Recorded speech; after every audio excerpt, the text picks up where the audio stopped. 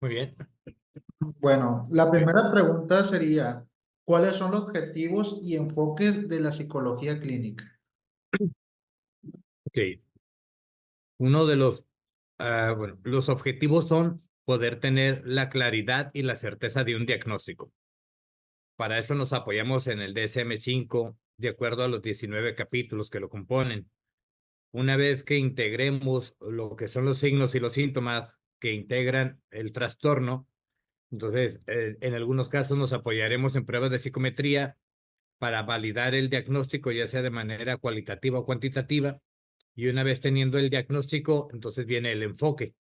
El enfoque ya depende de la corriente terapéutica que se utilice, ya sea desde la clínica, la cognitivo-conductual, la sistémica, la humanista, la psicoanalítica, el psicoanálisis o en su defecto también la neuropsicología.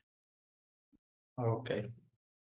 Otra pregunta sería, ¿cuáles son los tipos de trastornos mentales más comunes que le ha tocado tratar a usted?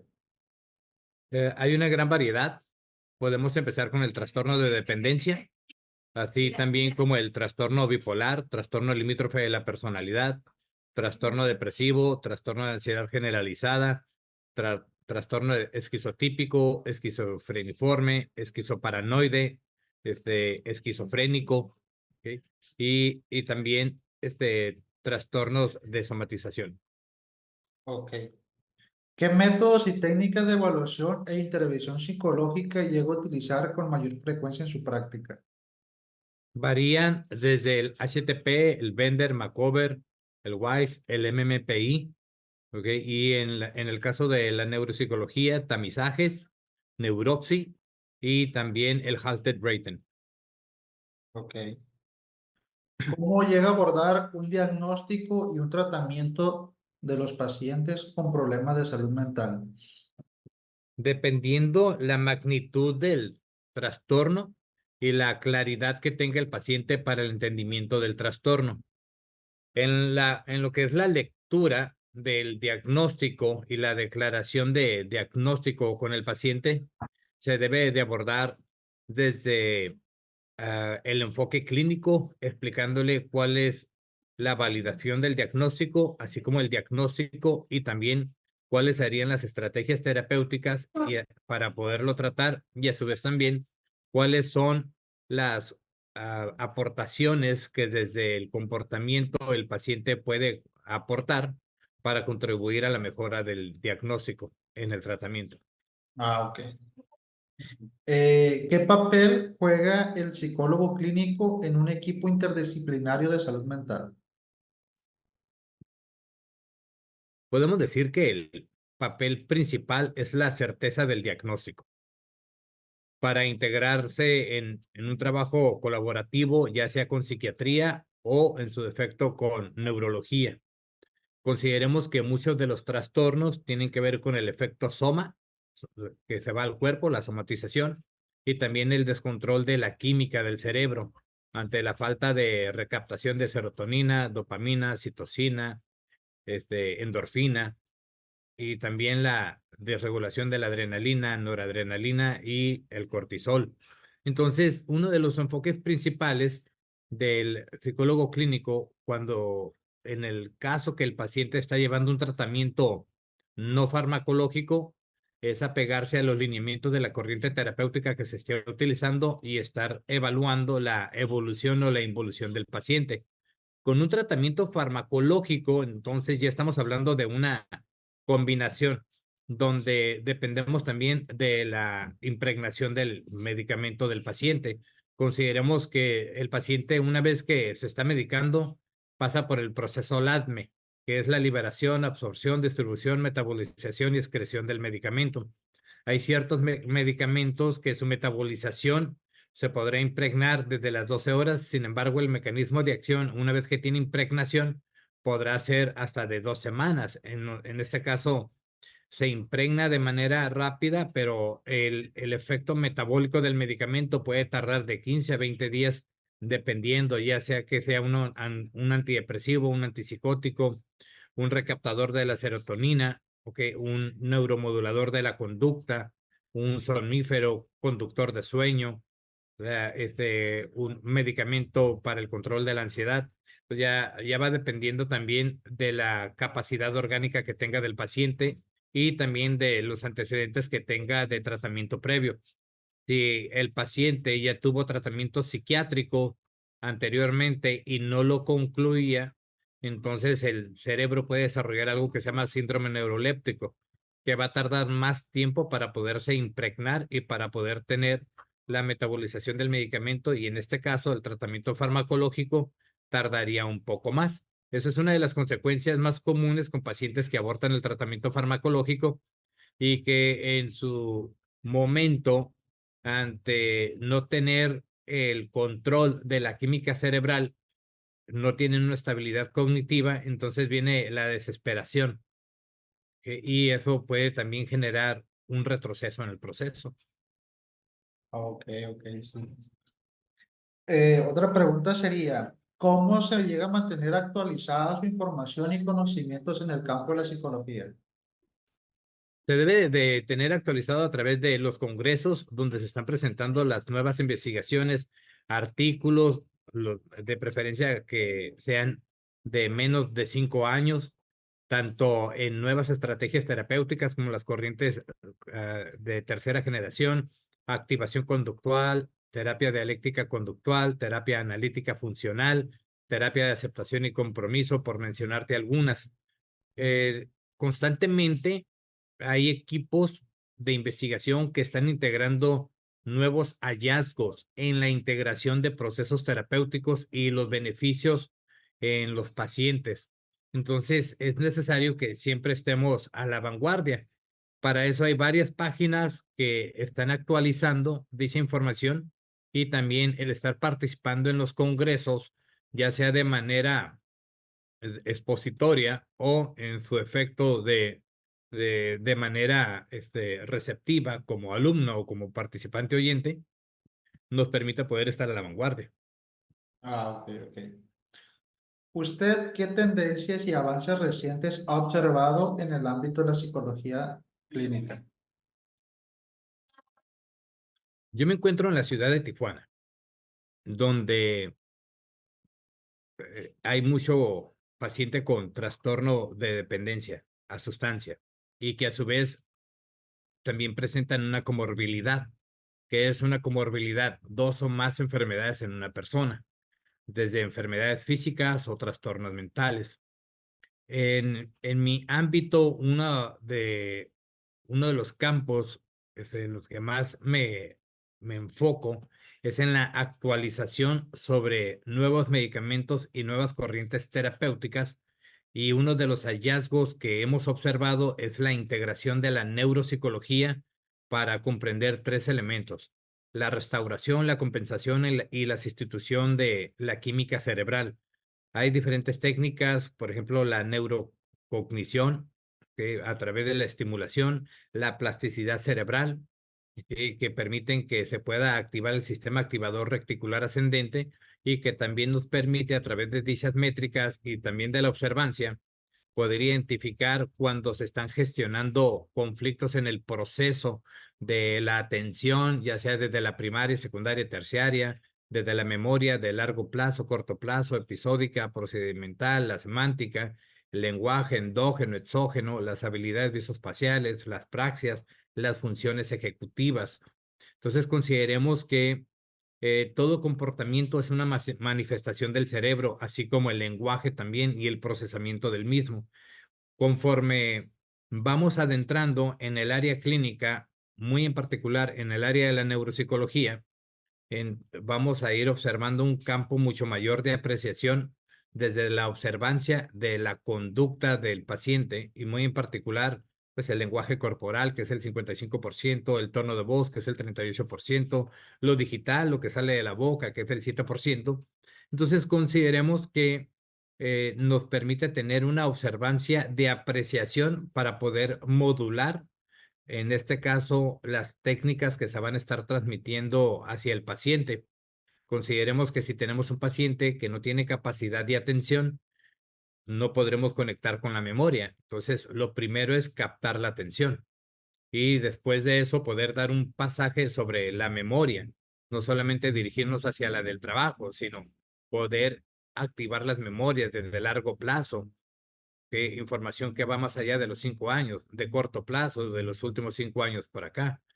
Poder activar la evocación de las memorias a través del pensamiento, a través del procesamiento, permite también que se pueda activar la memoria de trabajo cuando ya buscamos que el paciente pueda asociar alguna estrategia terapéutica en base a lo que pudo adquirir en la sesión terapéutica por medio de la retroalimentación, y es así también como poderlo asociar e integrar a la memoria episódica, y por ende tendrá un impacto en la memoria procedimental.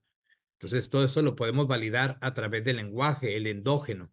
En el lenguaje endógeno es la habilidad que tiene cada individuo de poderse hablar a sí mismo. Por eso es importante poder mapear cómo te hablas, cómo piensas, cómo analizas, cómo concluyes, cómo predices, cómo anticipas. Y el lenguaje exógeno te va a expresar muy diferente al proceso interno lo que es su apreciación o en su defecto también su interpretación. De ahí nos trasladamos a lo que son las habilidades visoespaciales. Es el podernos apoyar a través de dichas habilidades visoespaciales para que el paciente pueda ir creando un escenario precontemplativo y a su misma vez contemplativo de la acción y el plan de acción que va a tener para el cambio de una conducta o la integración de un nuevo hábito. Así, en su defecto, también nos trasladamos a las praxias, que es la capacidad de resolver problemas, de predecir, de anticipar, de poder crear. Entonces, ya por último, ya cerramos y concluimos con las funciones ejecutivas, que si bien es cierto, algunos autores refieren que hay 15, otros que hay 18. Sin embargo, nos enfocamos en tres nada más, Luis, que es el análisis, la planificación y la ejecución de acción.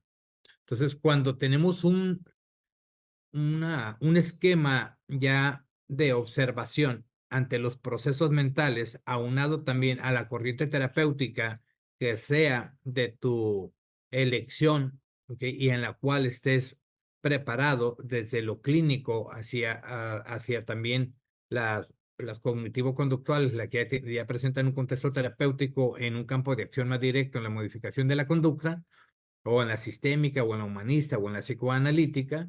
Entonces podremos observar el cambio en el paciente, y lo mejor que el paciente también percibe, aprecia y observa su propio cambio. Entonces eso genera una estimulación ante la posibilidad de la modificación y nos permite tener tres elementos: restauración de la química cerebral, de la estructuración de los pensamientos, del sistema endocrino, que tiene mucho que ver con el sistema inmunológico. Ahí aplicamos técnicas de la psiconeuroendocrino-inmunología, ¿ok? Nos permite también tener elementos de compensación, donde el paciente empieza ya a desarrollar autonomía a través del sostenimiento del pensamiento para postergar la neurosis, para tener una mayor claridad, para no desarrollar ansiedad o estrés de manera precipitada, ¿ok? Y también una compensación en la autonomía que va adquiriendo al momento de que va desarrollando mayores habilidades blandas para efectos de poder gestionar cada una de las ideas que se convierten en pensamiento, pensamiento en sentimiento, sentimiento en emoción, emoción en carácter, carácter en conducta, y pues obviamente conducta en destino. Y ya en su defecto, pasando a la tercera etapa, nos vamos a la etapa de la sustitución, donde se refuerza el hábito que se modificó o que se pudo construir, y que éste sustituye a los anteriores. Entonces ya estamos hablando de una modificación en tres elementos: identidad, personalidad y carácter. Entonces, uno de los hallazgos más importantes, obviamente, es la participación de la neuropsicología, no solamente hacia la estimulación de la plasticidad cerebral y la neurocognición, sino directamente en la observancia de la conducta. Ah, ok, ok, perfecto. Otra de las preguntas, ya por último, que sería, ¿qué consejo nos pudiera dar usted como profesional en el área de psicología a nosotros como estudiantes? Bien. El primer consejo que les voy a dar, porque no va a ser solamente uno, es que es mejor leer un libro 3 veces que 10 libros. Eso es lo primero. ¿Ok? Saturarnos de información sin asociación no nos va a llevar a ningún lado. Entonces, un libro se lee 3 veces de preferencia. El primero para poder comprender el contexto de lo que representa el libro. ¿Cuál es el mensaje? ¿Cuál es la formación? ¿Cuál es la finalidad? La segunda parte nos permite poderlo leer ya desde una perspectiva mucho más abierta, donde ya estamos obviamente evocando lo que hayamos registrado de ese libro y asociarlo al campo de acción en el que nos vayamos a dirigir. Y número 3, sin su defecto ya están en prácticas, es leerlo y poderlo integrar a la asociación de las prácticas que ya estén llevando a cabo. ¿Okay? Ese es número 1, porque lo de menos es saturarse de información. ¿Okay? ¿Y qué sucede cuando te saturas de información? Al último no evocas, no asocias, no integras. Entonces, aquí no aprende más el que lee más libros, sino el que lee libros más veces. Eso es número 1. El segundo consejo que les doy como estudiantes es que nunca dejen de ser estudiantes. El concluir una carrera o una maestría o inclusive un doctorado o una especialidad o diplomados de actualización que genera que muchas de las veces el estudiante tiene una meta académica que se consuma en un título o en un documento que acredita el conocimiento. Nosotros vamos a ser estudiantes todo el tiempo y cada persona es un libro abierto. Así es como se han presentado los mejores y mayores hallazgos dentro de la psicología. Y el tercer consejo que les daría a ustedes como estudiantes es que no caigan en el error del pensamiento absolutista. Siempre hay margen para una opinión, siempre hay margen para poder integrar algo diferente y que consideren que 10 casos no generan un pensamiento absolutista. El que haya 10 coincidencias de 10 casos no quiere decir que va a ser lo mismo con todos. Es decir, si yo tengo una evaluación con un paciente, identifico que tiene auto-cutting, que se está dañando, que tiene conductas impulsivas, no por eso quiere decir que va a ser trastorno limítrofe de personalidad. También podemos estar hablando de un paciente con depresión, con un mecanismo de represión muy marcado y que cumple con las 5 características: negación, represión, racionalización, proyección y desplazamiento. Entonces, muchas de las veces consideremos que una idea que está arraigada en el subconsciente, en el individuo, deja de tener peso una vez que es expresada. Entonces, cuando yo como terapeuta utilizo la herramienta más poderosa que puede tener un terapeuta, que se llama la pregunta, es decir, preguntas que te generen o que le generen al paciente hacerse 2, 3, 4 o hasta 10 preguntas a sí mismo. Que no caer en el absolutismo se refiere a nunca te quedes con las 3 respuestas que te pueda dar el paciente. Siempre las tienes que validar, las tienes que verificar, tienes que sondear a través de qué? De preguntas construidas en otros términos que permitan analizar la perspectiva. El pensamiento tiene muchas variables. Puede ser lógico, emocional, instintivo, analítico, deductivo, inductivo, complejo, crítico, creativo, inclusive puede ser teológico. Entonces, consideremos que cada paciente tiene una perspectiva diferente, lo que le genera un canal de pensamiento diferente. Cuando ya comprendemos eso y que ya lo tienes bien identificado, entonces no caerás en el pensamiento absolutista. Y entonces eso permite tener un mayor preámbulo. Yo, mi trayectoria, bueno, yo soy psicólogo, pero también soy abogado. Pero como psicólogo, yo tengo la maestría en neuropsicología, maestría en psicoanálisis, maestría en alta dirección. Como abogado tengo la maestría en derecho fiscal y cuento con un doctorado en salud mental.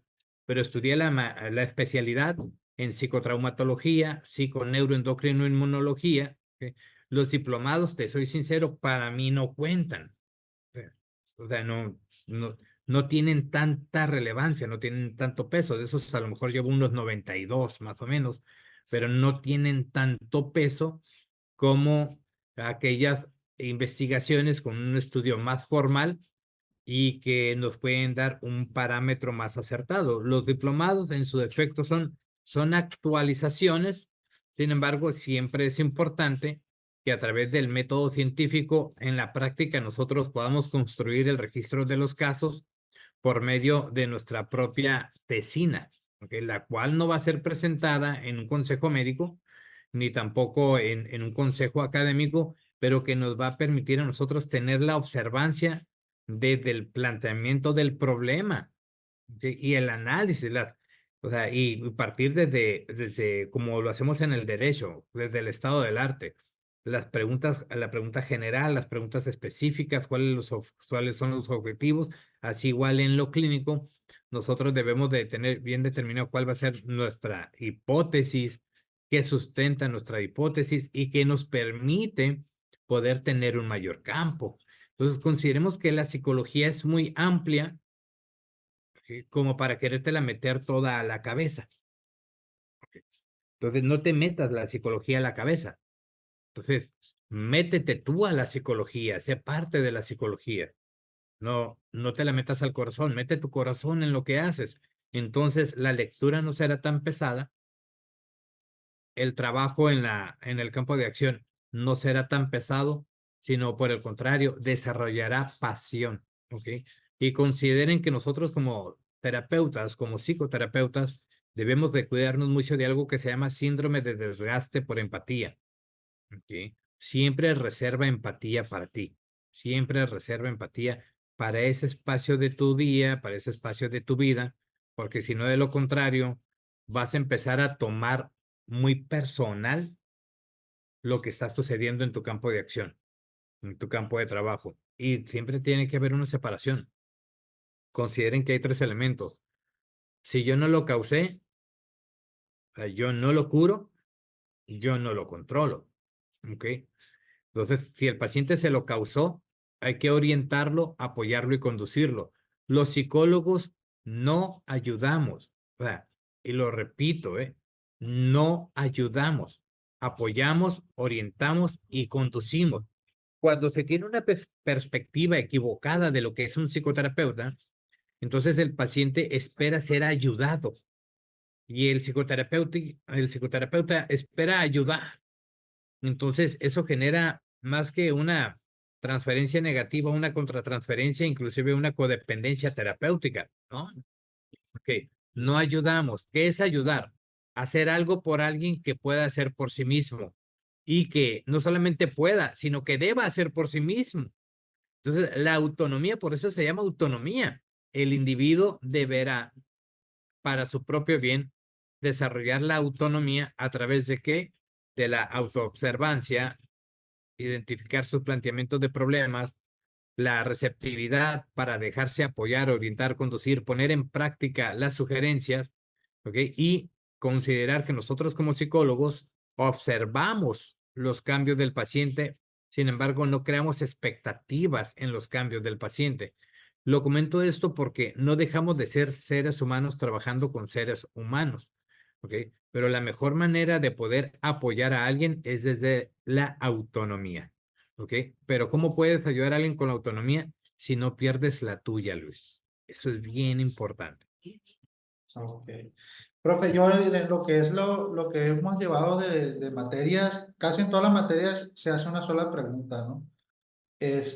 ¿Usted cree que como nosotros como estudiantes de psicología tendríamos que estar en terapia constantemente o porque muchos llegamos a tomar como que las clases para poder sanar nuestros conflictos cuando nos han dicho que no es así? ¿Usted qué opina al respecto? Fíjate una cosa, Luis. Yo he dado clases en varias universidades y yo tengo dos reglas, siempre. Son dos reglas, nada más. La primera regla es de que no manejo verdades absolutas, ¿ok? Entonces, Entre tu verdad y mi verdad, entre los libros, entre la evidencia científica, la verdad está en medio. Entonces no hay verdad absoluta. Regla número 1. Regla número 2. La clase no es consultorio. ¿Okay? Y dentro de esa regla hay una subregla. No puedes dar lo que no tienes. Si tú como estudiante o tus compañeros como estudiantes no están asistiendo a terapia, entonces corren un gran riesgo de que lejos de ser psicoterapeutas que puedan apoyar, orientar, conducir a alguien a superar, trascender, a sanar, a crecer, los van a dañar. Entonces se desarrolla algo que se llama iatrogenia. En vez de sanar, daño. ¿Sí? Entonces, el salón no es consultorio. ¿Sí? Y yo siempre les digo, voy a abrir temas fuertes. Y cuando abro los temas fuertes, les digo que esto ya va bajo la responsabilidad de ustedes, no la mía, porque ustedes como estudiantes deben de estar asistiendo a terapia. ¿Para qué? Precisamente para que todo aquello que se observa en un salón de clase, ¿okay? No se genere una contratransferencia o que no se genere también un conflicto porque a lo mejor tiene que ver algo con un proceso de vida personal. Entonces, no podemos nosotros, o sea, ofrecer algo que no tenemos. ¿Sí? Inclusive, te voy a decir, la mejor formación que puede tener un psicoterapeuta es ser paciente. Porque si no eres paciente, no adquirirás las habilidades de lo que es la psicoterapia. Entonces, ¿en qué se convierte esto?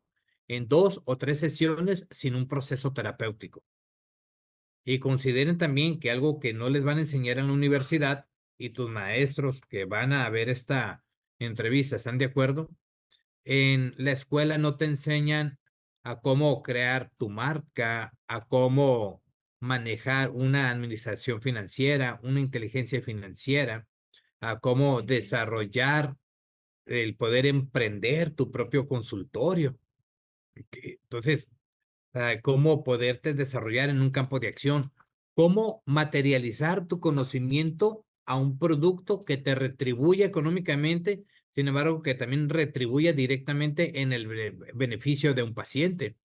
Los psicoterapeutas no vendemos tangibles, vendemos intangibles.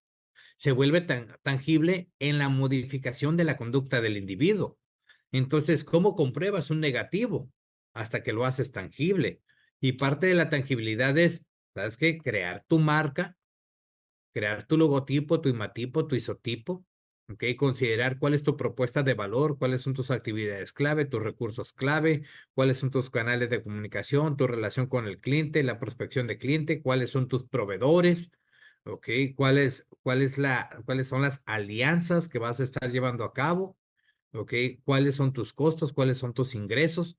Porque si no, entonces sucede que muchas personas terminan la carrera de psicología, inclusive una maestría, y no ejercen o terminan cambiándose de profesión por un solo elemento. No se saben vender. O sea, a mí cuando me dijeron, oye, psicología, pues es bien mal pagada, yo le digo, no, la psicología está mal, propuesta, ¿ok? Para no caer en el mal vendida. ¿Okay? ¿Por qué? Porque el paciente obtendrá un retorno de inversión sobre la inversión que genere en el consultorio o en la clínica. ¿Y cuál es ese retorno de inversión? La mejora de su calidad de vida a nivel pensamiento, sentimiento, emoción, carácter, conducta. Entonces, sí es importante que consideremos todos esos elementos y que no se nos olvide que el mejor psicoterapeuta es el que aprende a ser paciente. Paciente no de paciencia, paciente en el consultorio. Sí, sí, claro. Sí. Bueno,